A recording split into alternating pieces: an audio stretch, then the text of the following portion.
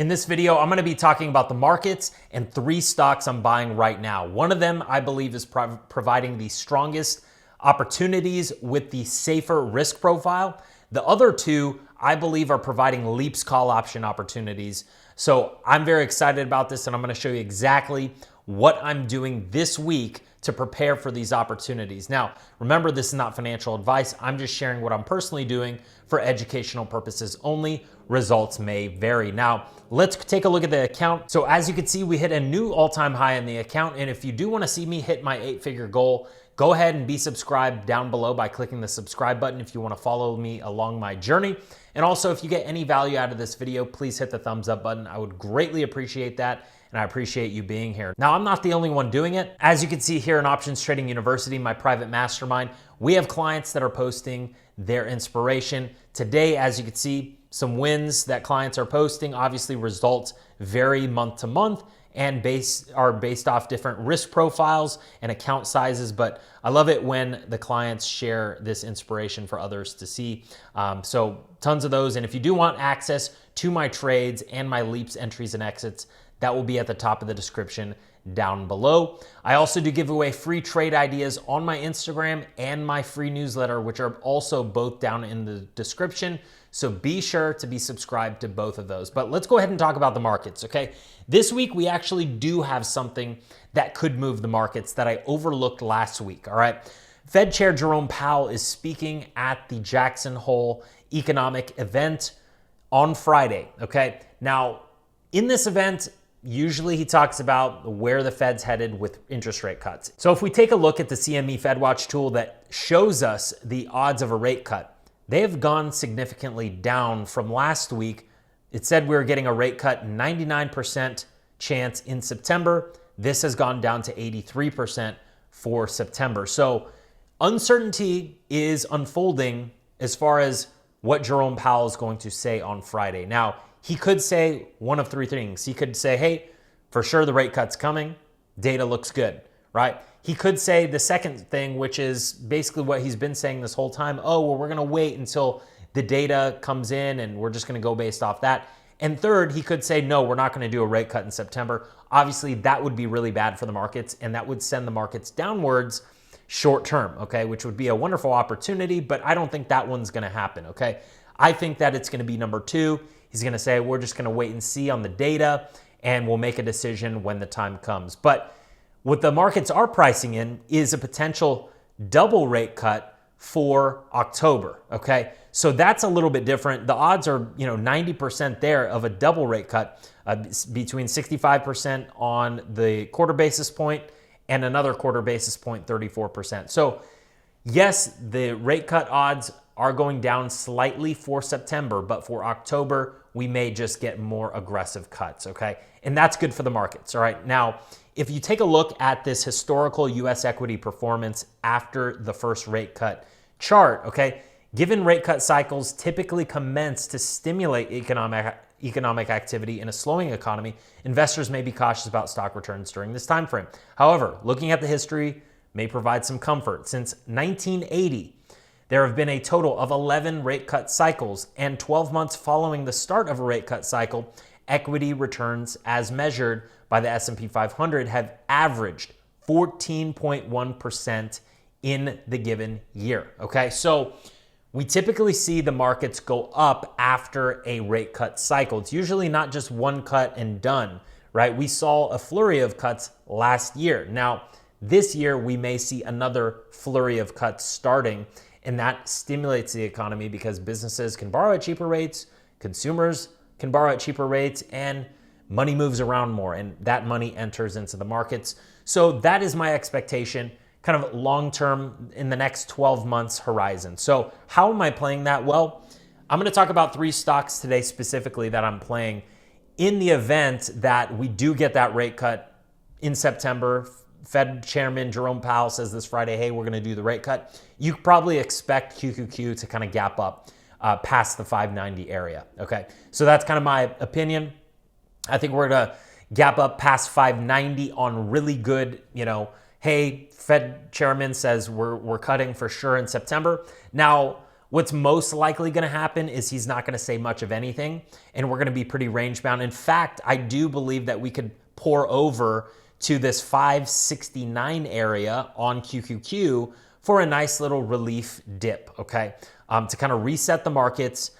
Yes, we could go down to this 566 area. That would be also a nice place for an entry, okay? And given that that happens, right, because that's probably more in line with what's going to happen. That's kind of where I'm seeing the markets going. I think it's going to cool off in the next couple weeks, being that September is usually a negative month. So I don't think we're going to just head straight up from here. I think we're going to have some sort of a small pullback. VIX may spike up past 15, past 16, hopefully, right? We got a nice little spike yesterday, or actually this morning, and we allocated some cash. But if you aren't looking at the VIX Fear and Volatility Index, you should be looking at it, because right now it's saying that there's not much fear going into this Friday's event, okay? So VIX 14 is telling me that, let's look at the VIX cash allocation levels. Right now, the VIX is between 12 and 15. So technically I could have, 40% to 80% of money on the sidelines, which I don't. I have about 16% right now. So I'm very aggressive, right? Because I'm actually more bullish on the outlook. Yes, we could get a small dip, and I do have cash for that dip, but I think after that dip comes, we are going to head higher after that, okay? So yes, maybe a little spike here, 16 to 18 on the VIX this Friday, and then we resume upwards on QQQ, okay? So that's where I think the market's headed. Now, let's talk about the first opportunity. This one, I believe, is providing the strongest opportunity as far as cash secured puts go. So SoFi Technologies is a wonderful company. They had amazing earnings, right? PE ratio is fairly low for an online banking company in the AI banking sector, 47, right? And cash flows are pretty strong. Margins are pretty strong, okay? Now, if we take a look at how this company has performed as far as the stock chart goes, this is a wonderful company for cash secured puts and running the wheel option strategy, which I do, because if you go back a year, year and a half, it is upward trending, all right? Now, we just hit, 24.43 today, which is pretty good because we've kind of rallied from this 22 area that we were in just a couple days ago. I think that SoFi is headed towards $30, and that's just my take. Now, we aren't overbought on the RSI quite yet, and volume is picking up. So from what I see, this is a wonderful cash secured put opportunity, considering that the VIX is so low and premiums and the options are low right now. So if we go to my portfolio, and remember, this is not financial advice, I'm just sharing what I'm personally doing. Okay, what I did was I moved all my 19.5, my 20 puts, my 21 puts, and I moved them up to 23. So the size of the current position in SoFi is 144K. It's my second biggest position, all right? So what I did today is I went to the options chain, all right? And I said, hey, I'm gonna go out. I went out 11 days just to get more August premium. But if I wanted to establish a new position tomorrow, what I'd do is I'd go out to September 19th, 30 days out, right? And I'd go to that 23 strike, which is a 34 delta, meaning if the stock, has a 34% chance of going below 23 by expiration in 32 days, and I'd have to buy 100 shares at $23, right? But I'd get paid $95, all right, to basically sell this put option. So the current ROI there, and that's based off of where the stock's at today, so it's not, results vary, right, is 4.38% ROI, okay? That's a wonderful return profile considering that the market's at all-time highs and the VIX is low, so there's not much premium baked into these put options. So I really like that strike, that specific strike price, 23, because if we look at this, we look at the chart, all right, 23 is putting us about right here, okay, which is pretty close to where the stock's at. But if you go from all-time highs, which is the potential of where this stock can go, all right, that is about, an 8.8% discount. So the stock would have to go down 8.8% for me to get a sign from all-time highs. From current prices, the stock would have to go down 5% in 32 days, okay? So I really like this stock, and that's why I continue to play it with such a large capital size, because it's providing the returns I'm looking for and it's upward trending in a pretty safe sector. Okay, so that is going to be the first stock. Now let's get into the second stock, which is a LEAPS call option opportunity, Meta Platforms. All right, Meta down on the day about 2% from all-time highs. Let's take a look at where Meta is down from. Okay, so we're going to take a look here, and if we just draw this price range from all-time highs, we're currently down about 3.8%. So not too big of a down day. But let's talk about it. Why is Meta going down? All right, couple things. Meta plans fourth restructuring of their AI efforts in 6 months, causing a little unease in investors, right? Basically, they split their AI unit into 4 different groups: Superintelligence Labs, TBD Lab, which is short for to be determined, products team for a Meta AI assistant, and the fundamental AI research lab. Okay, so they split up their AI architecture and just how they're going to be going forward with their efforts in the AI space. Okay, so it's not too much news here, just kind of a headline, but the stock went down. I think actually the stock went more south because of this, where they faced backlash over their AI policy that lets their bots, right, have inappropriate conversations. All right, so that also took the stock down, and they're going to have to fix that, right? They're going to have to fix that. So when they fix that, because they will, all right, that's going to help the stock. Number 2, they're releasing their smart glasses, the Hypernova glasses, potentially next month in September, all right, for $800, which is a low price point. And I believe that it will be a superior product to Apple's Vision Pro that just kind of didn't really take off. Of course, they did sell units, but Meta sold over 2 million of its Ray-Ban units, and these are going to be much better. These are going to basically have AI capabilities, AI assistant. Just imagine you're wearing an AI glasses that, just like these, actually fit on your face. It's not like goggles you're walking around with, right? And you're able to have an AI assistant there update you on your portfolio. Hey, your cash secured puts are coming close to premium. You should roll them up, right? Oh, hey, your next meeting is at this time. Oh, hey, I have this, I want to cook dinner for my wife tonight.